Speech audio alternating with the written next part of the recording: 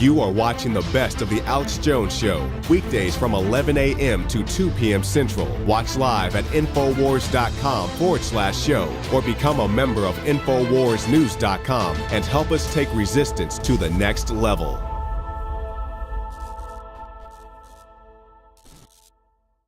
China has sold largest amount ever of U.S. Treasuries in December.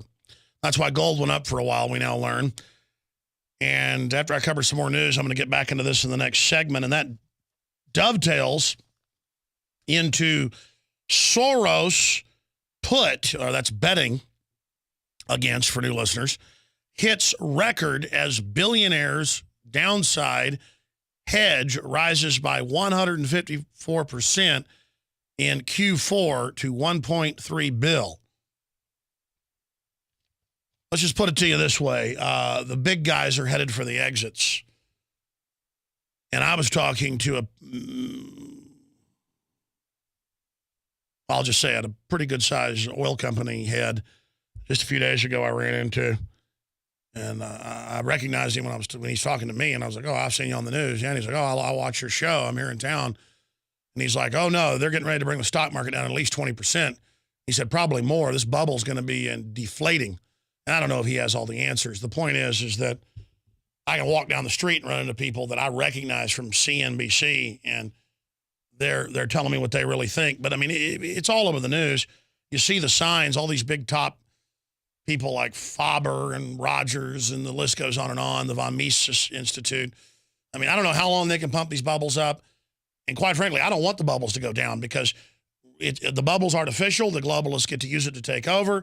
They get the first use of the money. It creates a consolidated economy. But still, we're riding on the back of it. When it implodes, it's going to be even worse, and they'll just get more power out of that. So that's coming up.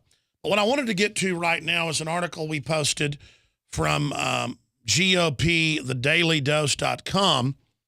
This is from Lou Dobbs. Admiral, Obama conspired with America's enemies to kidnap Chris Stevens. And, man, I got this from Colonel Schaefer, that this was something that was bouncing around the Pentagon. He couldn't confirm it, but he said that was one of the main things. They knew there was a cover-up and it was staged.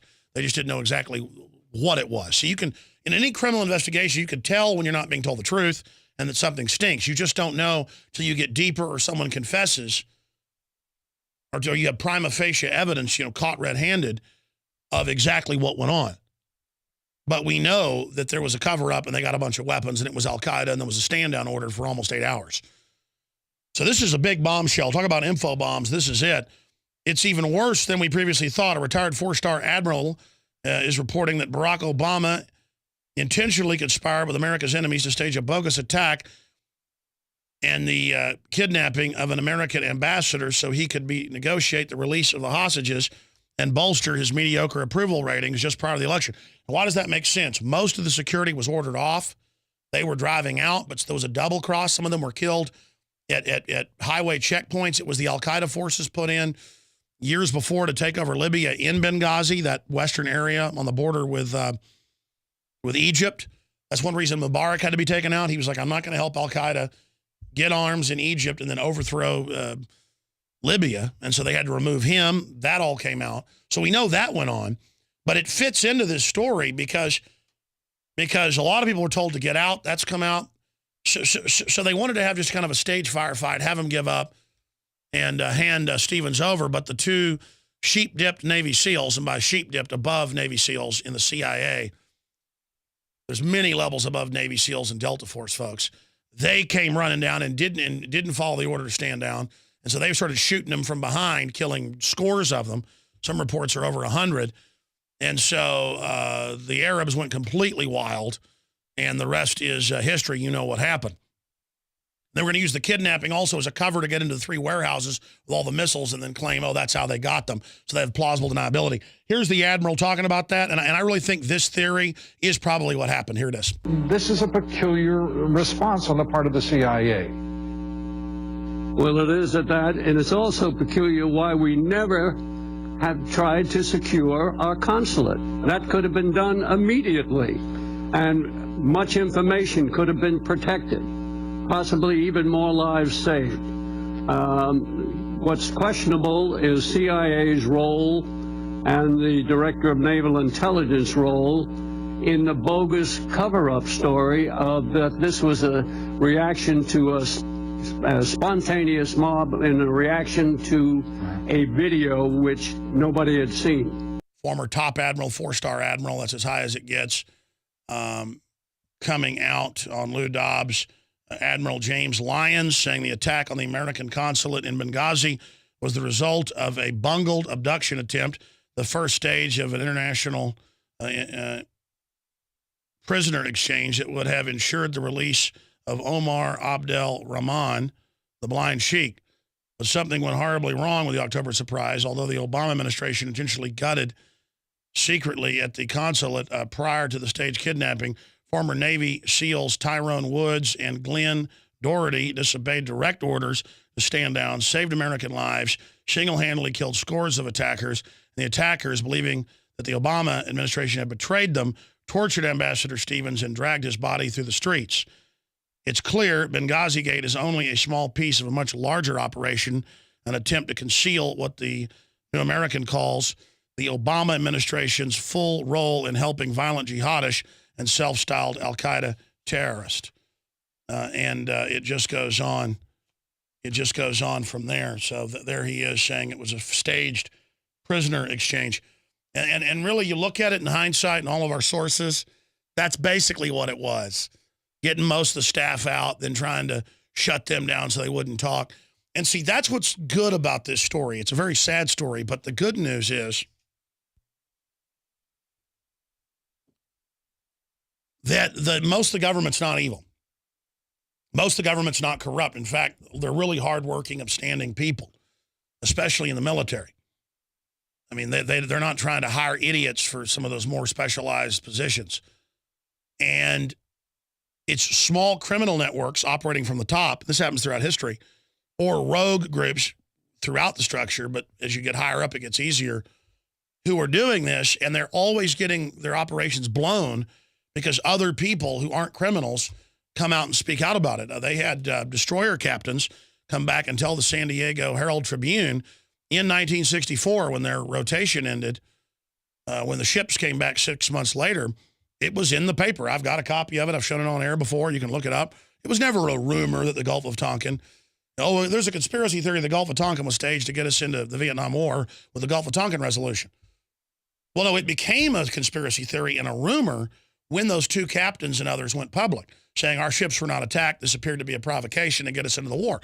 Well, as you know, on the 40th anniversary in 2004, they released they released thousands of hours, but there were hundreds of hours just on the start of the official start of the Vietnam War in 1964 with LBJ and Robert McNamara. And they're showing you some transcripts of that on screen right now if you're a TV viewer.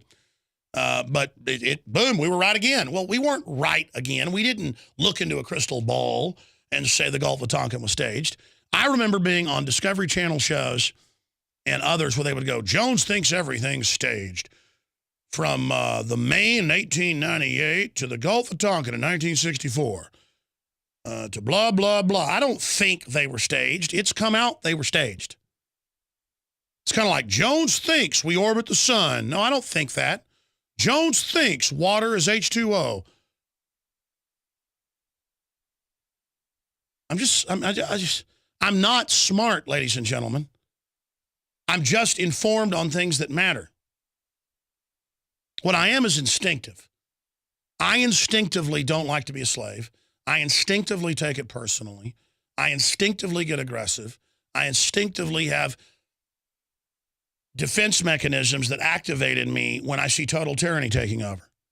I was a mainline libertarian Republican in 95 or so, and I got on air and I was given so much info by people that were more awake than me, and military people and folks that worked at the NSA and telecoms, and because nobody else was covering this stuff then.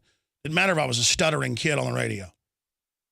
And because of that, because I was a conduit and I came off unprofessional at times, the system thought I'll just ignore him. Just everything worked perfectly by the grace of God that I was able to get to this point. But I know their program. I've been doing this 19 years, folks, and I know their program, and I know I'm right. And I know that by the grace of God and your prayers and your action, all the good people in government, out of government, you name it, we have held this back for so long. And what I was getting at in that last rant is Benghazi, people always say, oh, if they staged Gulf of Tonkin, or if they staged 9/11, or if they staged Benghazi, or if they staged Fast and Furious, or if they staged all this stuff, or the Boston bombing, it would come out. It has come out.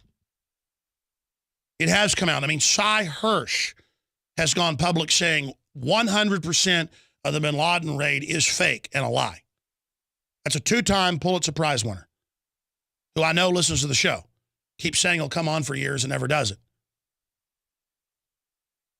And I'm not criticizing him. I get being busy and not wanting to do more work, but, or, you know, being criticized going on that radical show. Like, come on, man. Those labels don't work anymore. Yeah, he said one big lie was the quote, Pulitzer Prize winning journalist slams pathetic U.S. media. So here's the issue, ladies and gentlemen. The denial is not getting us out of this. It's making it worse. And I know our listeners are not in denial, but it's now time to get the general public out of denial. The globalist social engineers are not just targeting us with propaganda. They are manipulating our genetics. We are being targeted at every level by estrogen mimickers that lower our testosterone and other hormones and natural compounds that the body needs. After consulting top doctors, nutritionists, pharmacists, and others, we have developed what I believe is the ultimate non-GMO organic super male vitality formula sourced from powerful organic herbs and then concentrated for maximum potency. Super Male Vitality was developed to activate your body's own natural processes instead of using synthetic chemicals. Super Male Vitality by InfoWars Life is so powerful that I only take half the recommended dose. For a limited time, we are offering 15% off Super Male Vitality at InfoWarsLife.com to introduce you to this powerful supplement. Visit InfoWarsLife.com today to secure your Super Male Vitality. InfoWarsLife.com. Now you can watch The Alex Jones Show live as it happens at Infowars.com/show. You'll find links to all of our content there and a free 15-day trial for Prison Planet TV. More than 60 movies and documentaries all in one place at Infowars.com/show.